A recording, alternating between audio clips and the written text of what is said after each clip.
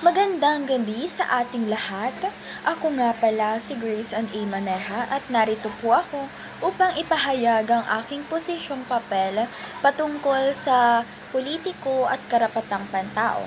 Sa aking posisyong papel na ipapahayag, malalaman po natin kung ano nga ba ang karapatang pantao, ano nga ba ang politiko at ano nga ba ang gampanin ng politiko sa karapatang pantao. So una, ang karapatang pantao ay mahalaga sa pagkakaroon ng isang maayos, makatarungan at demokratikong lipunan. Ito ay nagbibigay ng proteksyon sa ating dignidad, kalayaan at karapatan bilang mamamayan. Sa ganitong sistema, ang mga politiko bilang mga halal na pinuno ng ating bayan ay may tungkuling tiyakin na ang karapatang pantao ng bawat isa ay iginagalang, pinoprotektahan at isinusulong. Hindi daw sapat na kinikilala lang ang karapatang pantao sa salita. Dapat daw ay may konkretong aksyon ito. So, sa Pilipinas, maraming beses nang napatunayan na ang mga politiko ay lumalabag sa karapatang pantao. Kaya't mahalaga na maging mapanuri ang taong bayan at panagutin ang mga leader na hindi gumaganap ng kanilang tungkulin. Ayon sa Artikulo 3 ng Konstitusyon ng Pilipinas, malinaw na nakasaad dito ang mga karapatang sibil, pampolitika at panlipunan ng bawat Pilipino, na kapag ang mga politiko ay gumagawa ng red tagging, pag-aresto ng walang sapat na dahilan o pagsikil sa kalayaan ng pamamahayag, nilalabag nila mismo ang batas na sila mismo ang nanumpang sundin. Halimbawa niya lamang dun sa pag-aresto ng walang dahilan. Imagine, yung mga mabababang antas ang kanilang buhay, kapag sila ang nakagawa ng krimen, maliit man o malaki, agad-agad itong inaaresto. Pero kapag ang mga politiko ang nakagawa ng sobrang laking krimen sa mga harap-harapan pa ng mga mamamayang Pilipino, kapag sila mismo ang nakagawa, maraming proseso, maraming mga pinahahantungan hanggang sa makalimutan na, hanggang sa masapawan na ng bago pang issue, hanggang sa makalimutan na ang mga nagawa ng politikong krimen sa mismong kanilang kababayan, kanilang mga kapwa Pilipino. Yun lang ang ihahalimbawa ko sa kawalan ng karapatang pantao sa mga yung mga hindi politikong tao.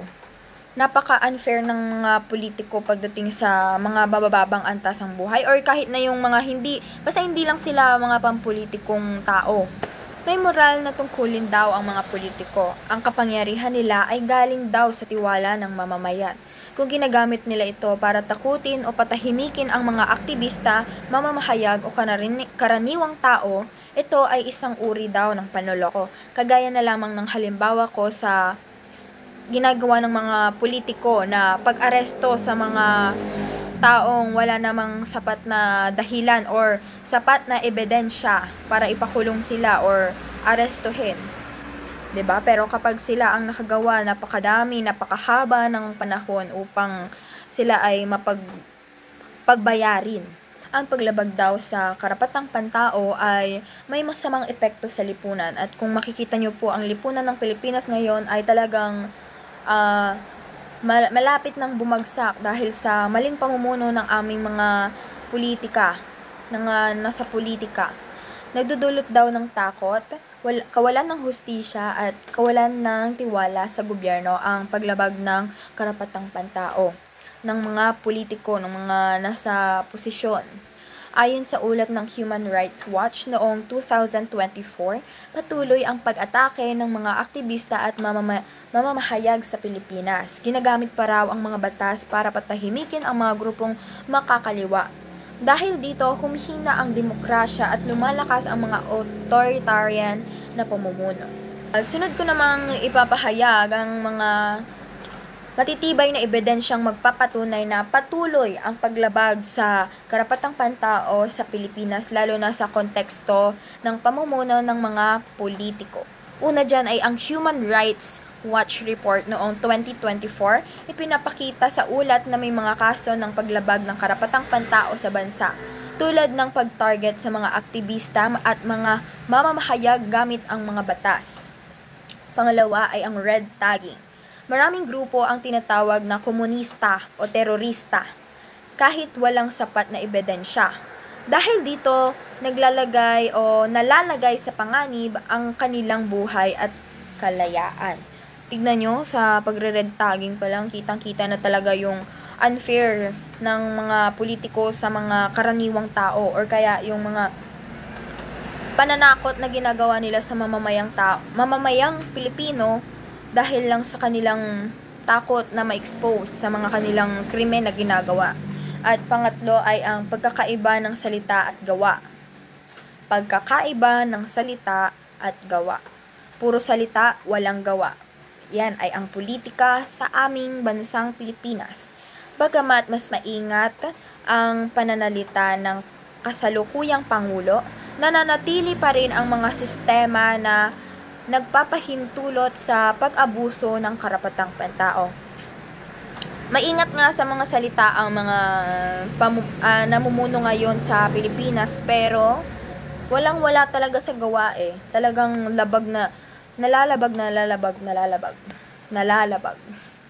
nilalabag nila ang kanilang ibang tawag doon, yung pinangakong hindi nila gagawin or namanata sila na hindi nila gagawin yon. Pero anong nangyari? Meron pa rin talagang mga makukulit na politiko. At last, bilang pagtatapos, hindi sapat na manood lang tayo sa gilid. Bilang mamamayan, dapat tayong maging aktibo, tagapagtanggol ng karapatang pantao at kailangang panagutin natin ang mga politiko na lumalabag dito at suportahan ang mga leader na patunay na nagtatanggol sa dignidad ng bawat Pilipino. Sa panahon ng halalan, sa mga pampublikong talakayan at sa araw-araw na buhay, dapat isaalang-alang natin ang karapatang pantao bilang isa sa pinakamahalagang batayan ng ating mga desisyon. Yun lamang po, maraming salamat po sa inyong pakikinig.